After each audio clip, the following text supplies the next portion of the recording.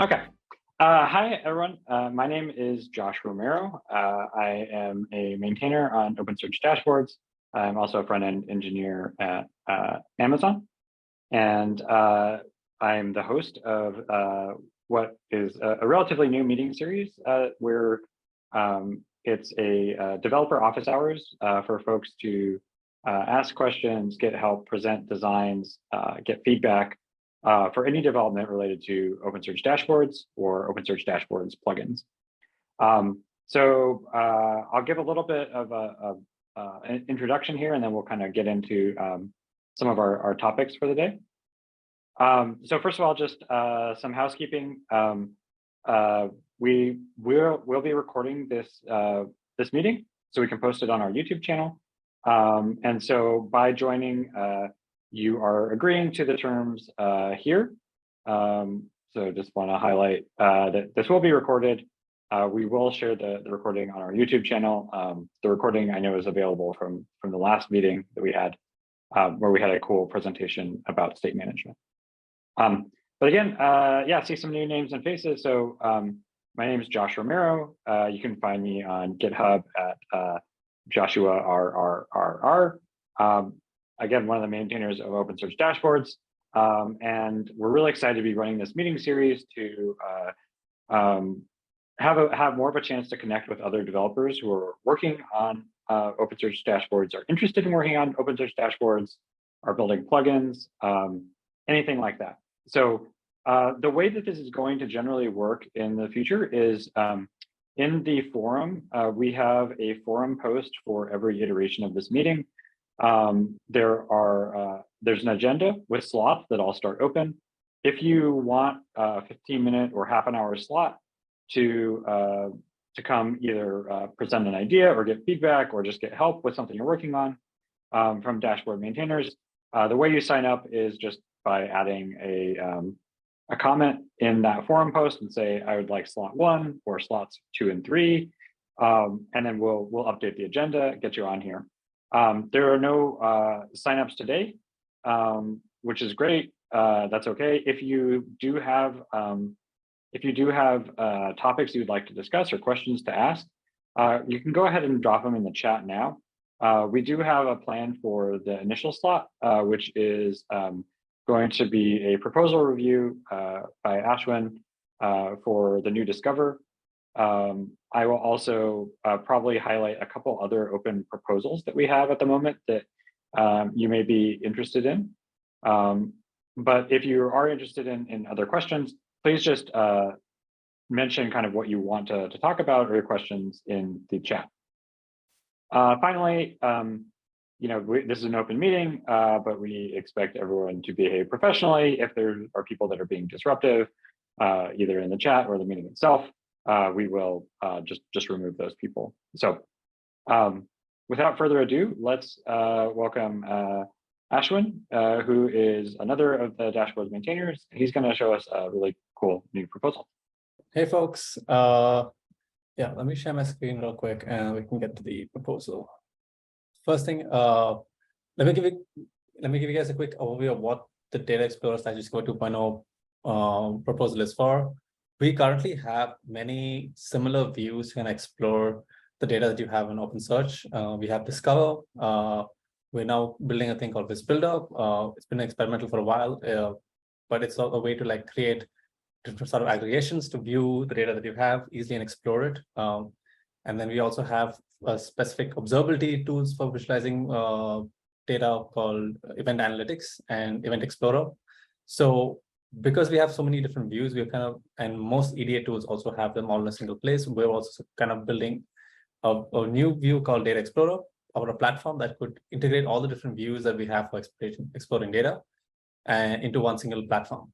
And because we also have at the same time a dependency this year to de-angularize the entire repo, Discover being one of the biggest contributors to that, we're also using this as an opportunity to upgrade Discover to use Data Explorer as its platform while also removing Angular from its code.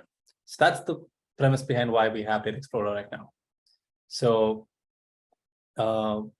with that in mind, so some of the high-level requirements we have right now are we have to remove AngularJS from Discover.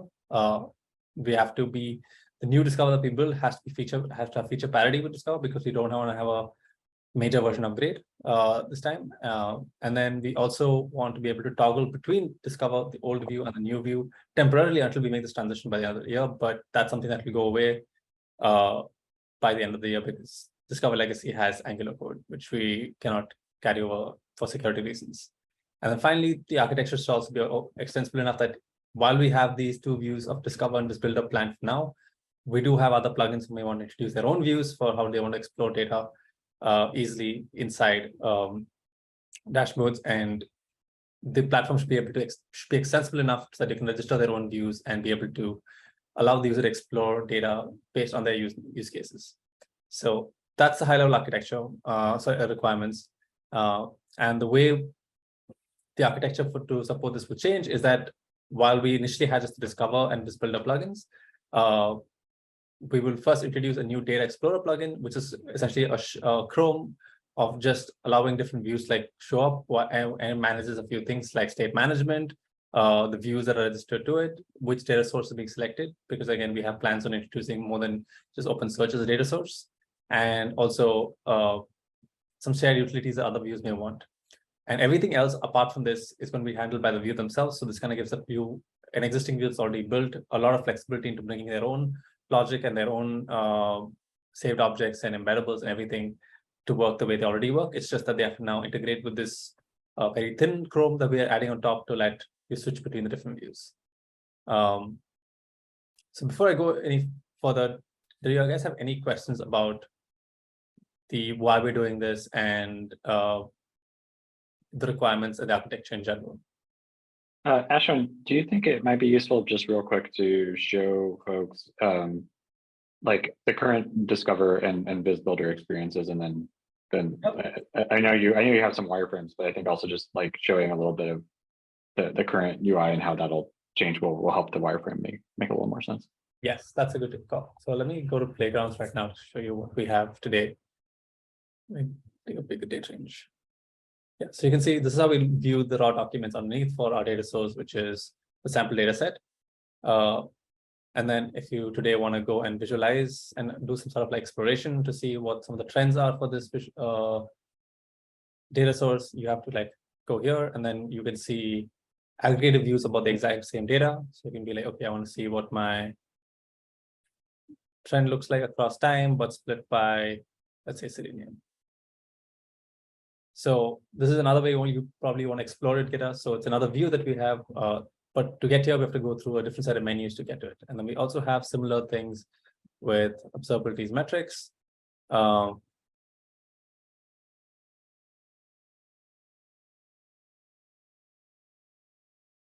for example, we have something similar, to be honest, on quite identical as a view, but this one uses PPL under the hood instead of the default aggregations that DQL that Discover and Viz Builder use. So again, a different view to explore the same data based on the use case that this is for metrics and logs specifically. So because of this, the goal now is to combine all of these views into a singular view. And if any other plugin also wants to introduce their own view, they can bring it into one. And I can also show you a quick demo of how this looks like. So this is a quick proof of concept. This is not the final implementation, but as you can see here, currently we have the same Viz Builder experience where you can do the aggregation. Yeah, you can see the trends, but then you can also quickly switch right here to the data exploration view where the same time ranges and everything carries over, but now you can also see the raw data underneath. So you can see how by having them all in a singular view, you can do a data exploration between seeing what the raw data is and what those aggregated views look like. And if you have other views where you want to use a different query language to end up explore data, that's also possible, all within the same experience. So yeah. Any questions you guys have so far before I go on further down the proposal? All right, yeah. So with that in mind, so this proposal talks about that design at a high level. Obviously, there are going to be many smaller designs regarding how state management might work, how the view registry might work, and how each view will toggle and navigate between them. But at a high level, that's the goal. And with that in mind, you can see this is also the wireframe for how the Data Explorer is going to function. So it has very little to contribute in terms of the UI. It just says, hey, here's a nav bar, here's your panel section, here's a workspace. And then the only thing it really controls is the data source and view selector. So this is what lets it be common across multiple views, where it says, hey, here's the data that's been selected, here's a view that's been selected. Now the appropriate view will come into play and then control what the nav bar, workspace, and panel shows. It has no real control over this intentionally, because we want to make sure that whatever view logic that already exists in existing applications can transfer over pretty easily without any additional abstractions to make it work with Data Explorer. So that's a wireframe. And the next thing is the view registry. So what the view registry does is, this is how every view kind of registers itself to Data Explorer to let you know that, hey, I'm one of the views that you can support, and these are the types of data I can render. So you have the standard metadata that lets it show up on the menu, but other than that, you also have to describe how the components for your different parts of the wireframe kind of work. So the UI property lets you define how the panel and workspace components work. Right now, it lets you put any React component in there, so it doesn't really abstract away what you can do today with your views, except that you have to find a way to split them between a panel section and a workspace section. But as long as you have a sort of mental separation in your view, you can pretty easily migrate over your existing application that does data exploration in some form to Data Explorer. Defaults is a way by which you specify the default state of your application when the view is switched over to. And then finally, you have readouts to the user, which lets you specify how you want the different actions that the user performs on the view to update the state. Yeah. And beyond that, you also specify using the extensions property, what are the different saved object types you support. So because right now, Discover, Quiz Builder, and all the other different views that we plan on supporting all have different saved object types that they use today to represent or to save the metadata. We want to let that still be a possibility without really enforcing a new one. So the extensions let you specify these are different saved object types that you have, and also how you want to render them on the list when we do allow the user to select a particular saved view that they have explored before. And then finally, sometimes these views don't make sense for all the different data sources that we have. Right now it should, but in future that might not be the case. So we also have a property that lets them define for which data sources the view is supported and for which ones it's not, and how they want to control that. So that's basically how the view registration works. So once this information exists with Data Explorer, when the data source and view is selected, it can use this information to render the components. Any questions so far?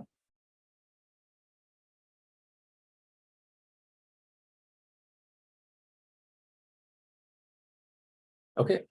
The next step, the next part of this proposal is also how are we planning on implementing this?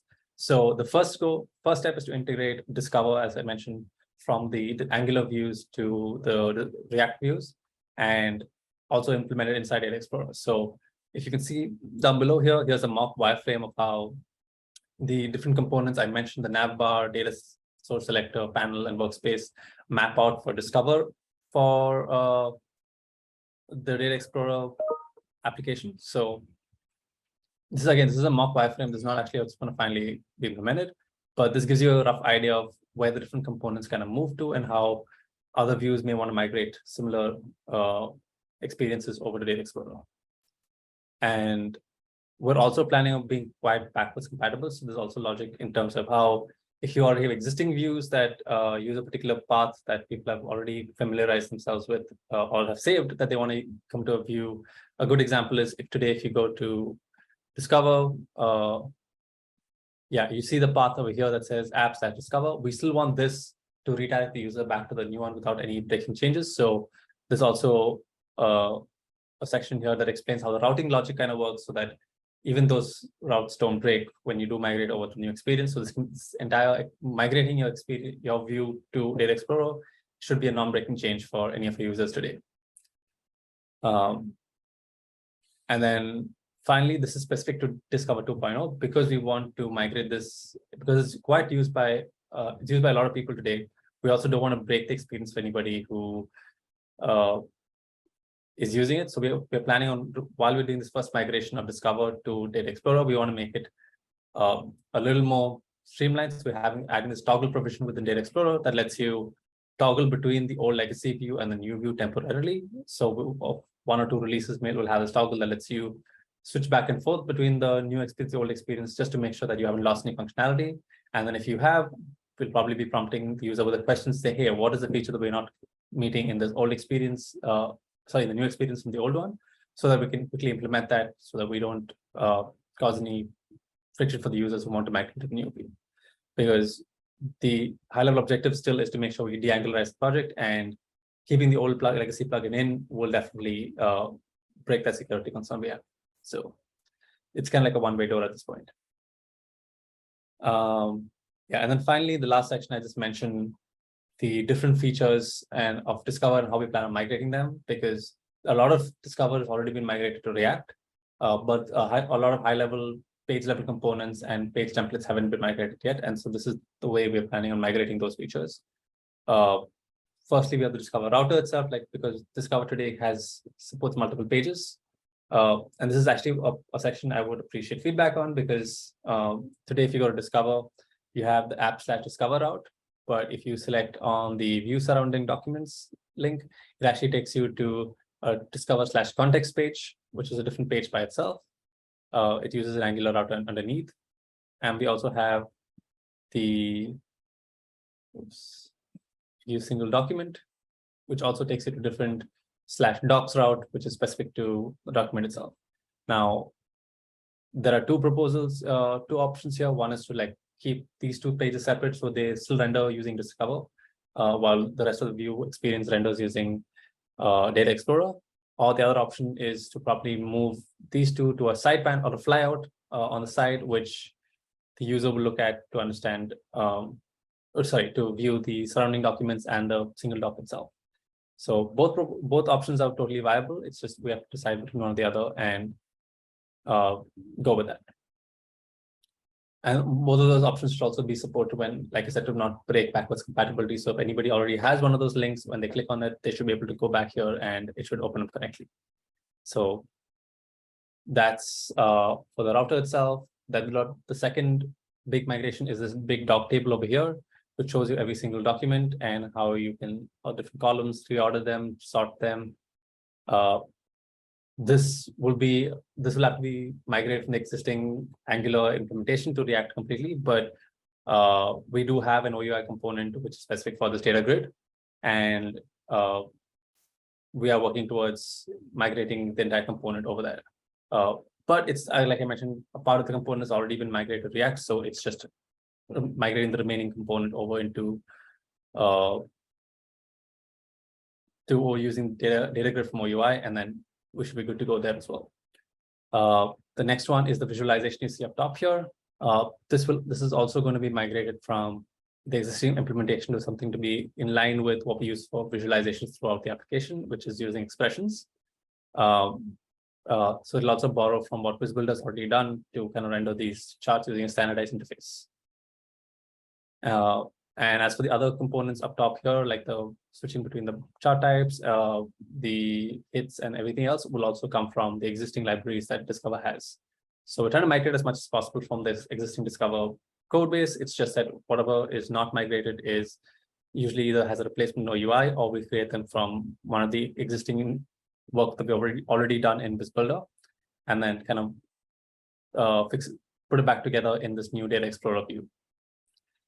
And then as for the top nav, this comes from the data plugin directly. So we will be migrating all the functions as is for that top navigation section and the query bar section. The embeddable and save searches. So the embeddable will need to migrate over to this new doc table view. if you're not familiar with what embeddables are, these are the components that show up on the dashboard. So if I go to a dashboard today, this table you see down below here actually comes from Discover. It's using the same doc table that you've seen before. So this component will also be migrated over to the new doc table viewer that we're creating. And then finally, save searches will remain mostly unchanged. It will just make sure we point to the right, the new experience to the old one when we do migrate that. But with all of these changes in place, the Discover existing plugin should migrate over seamlessly to the new Data Explorer view with complete feature parity with what we have today, while also being this new experience that will eventually expand into a whole new data exploration platform. Any questions? Sorry, I went through that really fast, but. Awesome. Thanks, Ashwin. Joshua, did you have a question, or were you just liking the idea of a flyout panel for Discover? I like all this, and I personally prefer the flyout panel. And after a lot of UX testing with our internal testing, it finds out that users like that as well. It's found within the application, but it's not consistent with that application. Mm-hmm. And staying within the context of the data that you're already looking at, and you're only momentarily looking at this drill down. So it'd be easy to stay within context and be able to easily click out of that flyout and still be in context of your data you're looking at, which makes it easier for the end user. That's awesome feedback, Joshua. If you can actually drop that as a comment probably in this proposal, that'd be really useful in like helping us with the decision. I think we were also leaning mostly towards a flyout, but we just wanted to like get feedback from the community if there was any reason they would still like it to be a separate page, because the one thing that the separate page does give you is a little more space, space constraint. But like you mentioned, if you're momentarily looking at this a lot more often, it does make sense as a flyout more than it does as a separate page. Right. Yeah, I'll definitely comment. Thank you. Mm-hmm. Yeah. Also, if there's any other thing that we have not captured in the features that Discover needs to support that we need to migrate over, or any other thoughts you have on, because we know how important Discover is to the users today. We want to make sure that we don't break anything for them. It'll be really useful for you, anyone to like let us know that we are either overlooking something that's pretty important, or are we just like clarifying, saying, hey, is this being looked at while you're migrating from Discover to Data Explorer? Just so that even if we are looking at it, we want to make sure we aren't missing anything that's really important to the users right now. One thing I'll say, could you share your local environment real quick and toggle back to the viz builder? We ended up in Explorer. Yep. So that's that. Another piece of information that we got, we haven't addressed yet, is so when you go and see the data source there, it's hard for users to in the old Logs Explorer. It's really crowded. So this looks good. It's a lot more simplistic and easier to understand. Is there a way to show more of the index there under the data source? Yeah, we actually have a plan of revamping this entire data source component as a whole, because now we can add more data sources. And as you can see already over here, we have multiple OpenSearch clusters that can connect to OpenSearch dashboards already, right? So we already have this use case where the data source name is starting to become longer because I prefix it with the cluster it's coming from. So we do have a plan on revamping this as a whole. Whatever the component ends up being, it's going to be shared not just by the new Data Explorer view, it's also going to be shared by any other view that has some sort of data source picker involved. We haven't finalized on that design yet, but for now, I think we're going to use a new OUI component, not new, but like we have the context menu. It's not context menu. I forget which OUI component. Sorry, it was. And we will use that. But yeah, that's actually another good feedback that you, if you drop in, we can actually prioritize as a part of this migration so that we make sure that even this is taken care of. Yeah, and I think it's actually a really good call out. So we're also doing a lot of UI refresh, and I think there's a number of issues about like kind of reaching for truncation in places that actually just like makes it really hard to use things. So this is not the only place where there's kind of painful truncation where you actually just like need to see the whole thing. And so I think that's another thing that we'll probably pull up to kind of the UX level of, you know, because the same thing kind of happens in like visualization legends, for instance. You can always hover to get the full value, but like the legend becomes kind of meaningless because there's, you know, what is shown doesn't really give you any useful information. So yeah, I think there's kind of those two pieces to it. So yeah, and the data source picking and management will also likely get even more complex over time. And so I think there's long-term UX plans as well, but I think in the short term, we can definitely focus on like making these controls as useful as possible and as usable as possible. And like Ashwin said, like more feedback helps us make sure that gets prioritized sooner rather than later. Because like some of those fixes may even go in could even go in before the Discover 2.0 migration. Yeah, so I love it, thanks especially for that. visualizations. Yeah, on the visualizations, those legends on the side are kind of useless to all of our end users. Yep. So we kind of have taken a different approach to doing legends on the bottom, like kind of like Grafana does. Yep.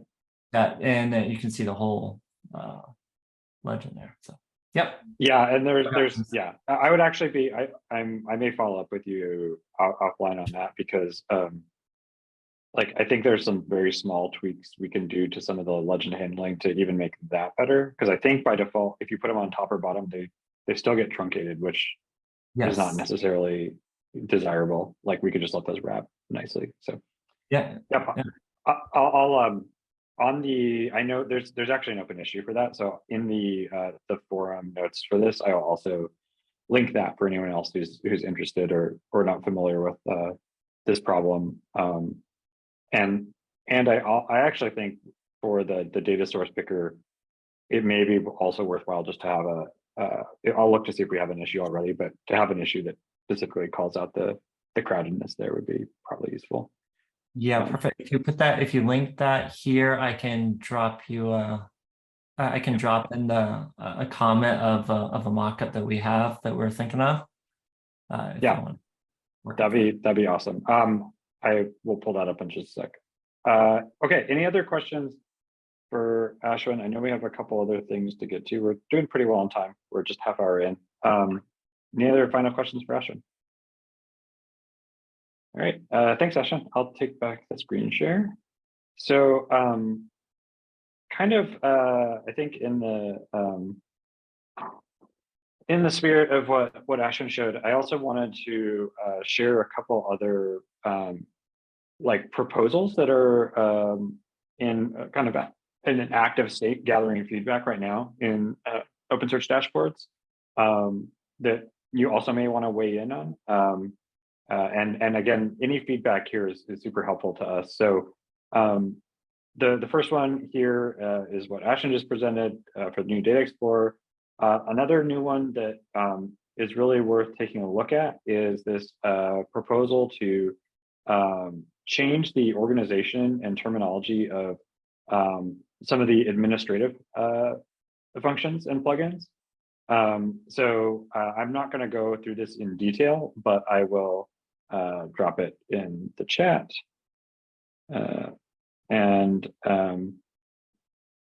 So this one is basically reconfiguring a lot of administrative things into a new menu section called Control Center, getting rid of the very confusing stack management terminology. And then there's also some ideas of like a new layout for the overview page. So this proposal, I think, just posted last week. So it's relatively new, and any feedback here will be super helpful to kind of make sure that we get this going in the right direction. The other proposal that is worth looking at is this one, which was opened as a pull request actually, but it's really a proposal. A little bit of the background here is if you're not aware, OpenSearch Dashboards objects. So any thing like a dashboard or a visualization or saved searches that Ashwin showed from Discover, those are all those objects actually get stored in a special system index in the OpenSearch cluster.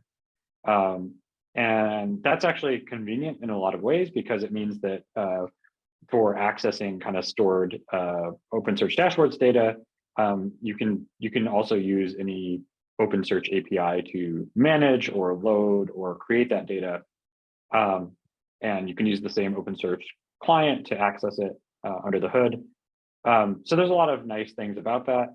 But the disadvantages are that when to run OpenSearch Dashboards, you're kind of required to have a connection to an OpenSearch cluster instance. And so there's a lot of interest for some of our stakeholders in being able to more separate an OpenSearch Dashboards instance from potentially multiple OpenSearch instances, as well as connect OpenSearch Dashboards to alternative data sources, so not be dependent on OpenSearch. Once you start going down that road, obviously you need alternative ways to store saved dashboard objects, and that's what this proposal is about. It's about a way to kind of decouple the saved object storage from the assumption that it's always going to be in a OpenSearch cluster. So this one also is in the form of a PR, which means if you want to comment on it, you can kind of just leave typical PR review comments. But there's also a discussion thread there as well. So those are the kind of the main proposals I wanted to highlight. And then because this is a new meeting series, I thought also it'd be useful to just give a little bit of context about what the core dashboards maintainer team is prioritizing at the moment. So you kind of get an idea of like where our roadmap is headed for the next couple months, particularly in the near term. So the first thing I wanted to highlight is we've been doing a lot of work to move from node 14 to 18. This is because node 14 is going end of life. As you can see here, it's already end of life at this point. So we needed to be able to make sure that we supported later versions of Node. In rolling this out, originally the idea was we would just move dashboards completely to Node 18, but due to a lot of kind of dependency and infrastructure challenges, we found that we actually need to kind of be able to support Node 18 while still supporting all the versions in between. So the current plan is that that we will basically support Node 14 through 18. This issue, I think, is closed, but Annan, who's listed here and is on the call, if you have any questions about the move and to support Node 18, she's a great resource to reach out to either today or later on Slack or GitHub. So that's kind of like a really important maintenance task that we're doing. And then the other kind of large initiatives that we're doing, one is really about preparing for a large look and feel overhaul of dashboards. And so the first kind of preparation step for this is making sure that the OpenSearch Dashboards application and all OpenSearch Dashboard plugins are really using and leveraging OUI components. OUI is our UI library that we also have forked as part of the project. And so we're running a large campaign to basically remove custom styling and components out of dashboards and make sure that we're only leveraging things from OUI so that when we do the big look and feel changes, we can do them in one place in the OUI library and have them be kind of consistently updated everywhere in dashboards. So this is a large effort. We already have a big mix of folks working on it. If you're interested in joining in, if you like cleaning up and removing SAS files. If you like UI libraries, definitely reach out to me. I would love to have more help and more hands and eyes on this project. But this is a big initiative that the team will be working on for the next couple months. And then finally, as Ashwin mentioned in his proposal, one of the big driving forces behind this is, one, we know there's a lot of UI challenges in the existing Discover experience, but also when the project was forked, not all of the code had been migrated from Angular to React. And so because Angular 1, which is what some of these old components use, is also end of life, we have it's very important for us to kind of finish the migration from Angular to React so that we can remove Angular as a dependency and get rid of those potential security vulnerabilities. So those are kind of, I would say, our top priorities of the dashboards team. And if you're curious about any of these, if you want to participate, like I said, you can always reach out to us on Slack or on GitHub or in this meeting. Cool. So that any questions about kind of our ongoing initiatives right now for those other proposals? I know that was a very brief overview. I just kind of wanted to give a sense of like what the team is focusing on at the moment. Hi, Josh, this is Rocky. Do you, no question specifically, but like, do you want to, you said reach out to you in Slack. What's your Slack alias? And I think it's the same as my GitHub. Let's okay. go look. Just to make sure, especially with the I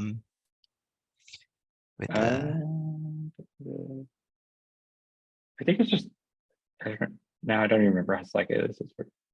Go look at my profile. I think it's just Josh Romero. So okay, so we could look yeah. it up in Josh, and Yeah. NN is NN and Ashwin is Ashwin in this Slack channel. Yeah, and I'd say that I will grab if folks haven't joined the public Slack yet, let me grab the link. I also put that in our Zoom chat here.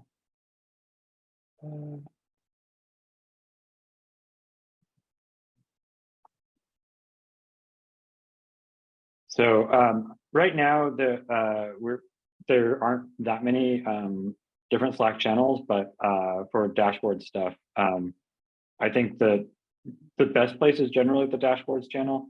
Sometimes it's a little bit, I think a little bit confusing knowing whether you should post in like dev or dashboards, but dashboards is probably the one that has the most eyes. So if when in doubt, post there. That's the link I provided. Cool. Well, I want to make sure I have enough time. So I'm going to go to Seth's question. So Seth, is this the right issue that I have up on the screen now? Yeah, that's the one.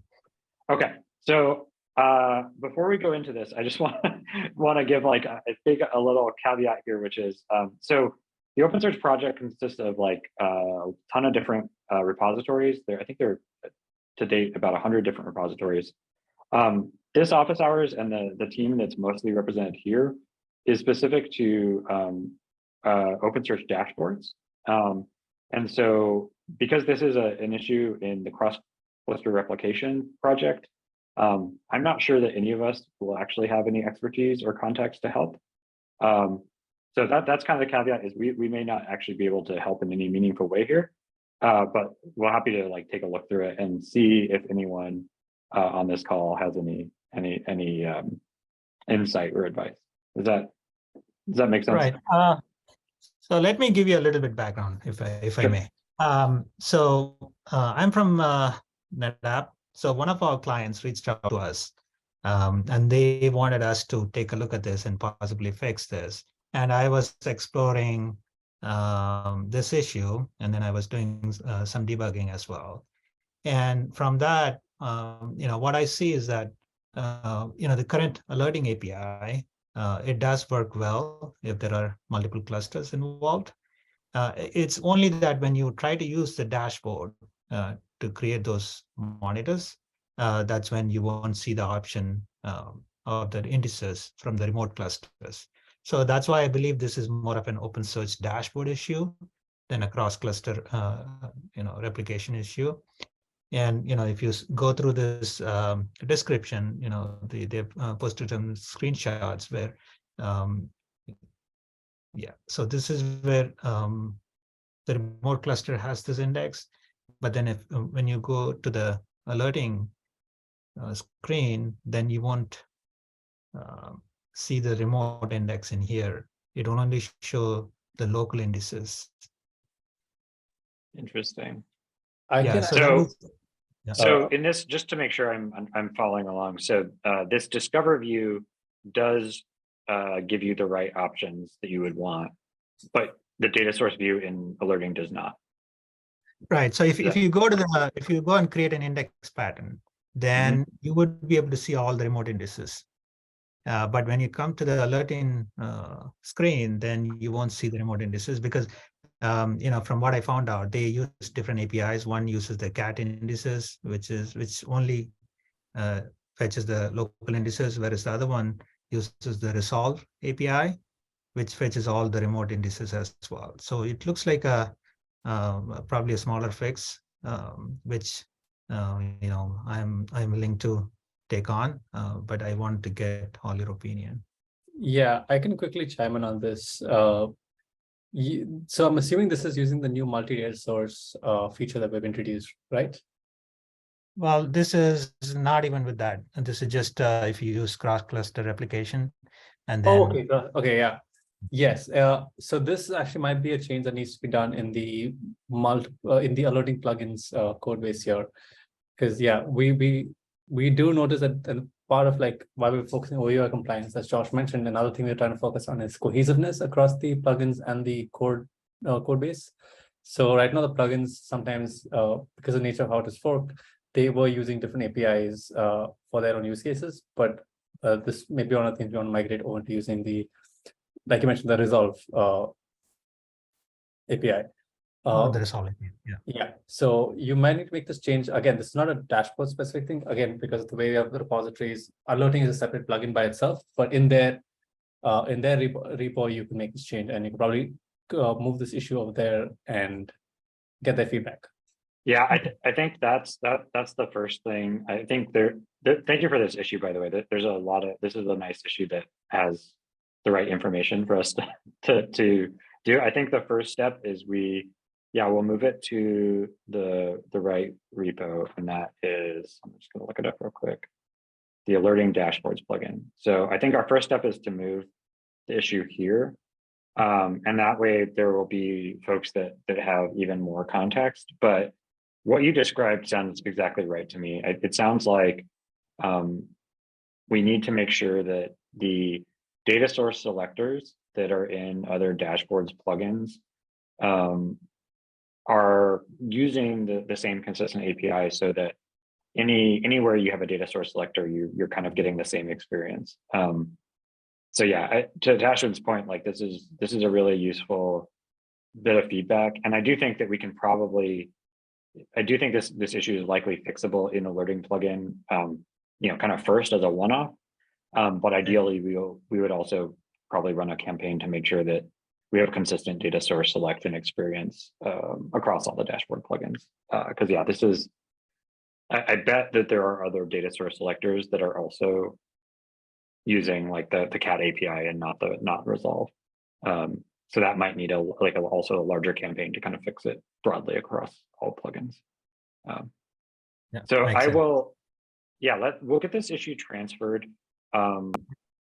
Also, any other folks on the call that anything Ashwin and I missed, Rocky or Anand on this one? No, I think I pinged the owners of the cross cluster, but yeah, realizing that it is the alerting. So good catch on that one. It's definitely the alerting plugin. We could we could transfer this and ping the alerting team. But if you want to own it, if you haven't comment on this, please comment on that, and then we can actually assign it to you at that point, I believe. And then you could say that you plan on taking it up, and then that would be a great help and contribution. So definitely, I'll do that. Yeah, and the other thing that I want to follow up on is just it's not good that that this issue doesn't seem to have been reviewed in a very long time. So I also wanted to make sure that the cross-cluster replication team has their right triage processes in place, because it's not a problem that this was opened in that repo, but it should have been transferred a long time ago. So I think we will I'll also follow up on that to make sure that things are getting triaged. So yeah, I think the next action items are clear. We'll transfer this issue. If you comment on it and want to pick up the work, we can also make sure that we can help point you in the right direction. But I think, yeah, this would be a really helpful thing, because I'm sure there's already 2 comments on this, but I'm sure it's something that lots of other folks are running into as well. All right, thank you.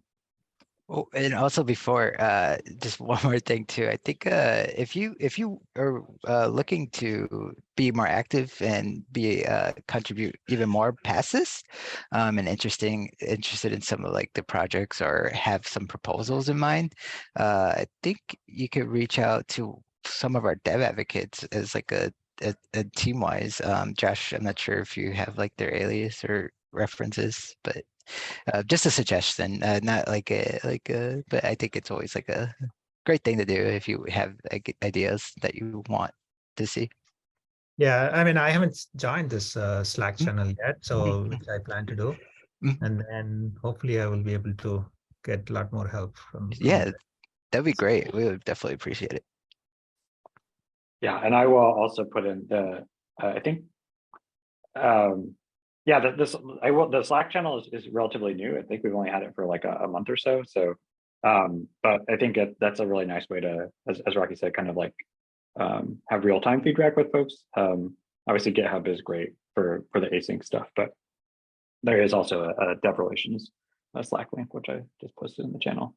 So yeah, we're excited to meet everyone that showed up today. So thank you all for joining us. We have about 10 minutes left. Are there any other questions or topics that folks wanted to still cover? We'll just kind of open the floor, and if not, otherwise we can end the meeting early. Okay. Well, thanks everyone for joining and contributing to a productive chat today. Hopefully this was useful. If you have feedback for how you'd like to see this meeting change, be more helpful in the future, also feel free to let me know. Probably for that, the forum on the actual forum posts for upcoming meetings is the best place, because every 2 weeks when we have this meeting, I'll be looking there. So if you have feedback, let me know. Again, we'll post the meeting recording to our YouTube channel. That'll also go in the forum notes. And I will also make sure that all the links that we posted in the meeting chat are there for reference as well. And then I know I also will add a couple more links to some of the issues we discussed, particularly around truncation. So thanks everyone for joining, and we'd love to have you again in the future, and have a good rest of your day and week.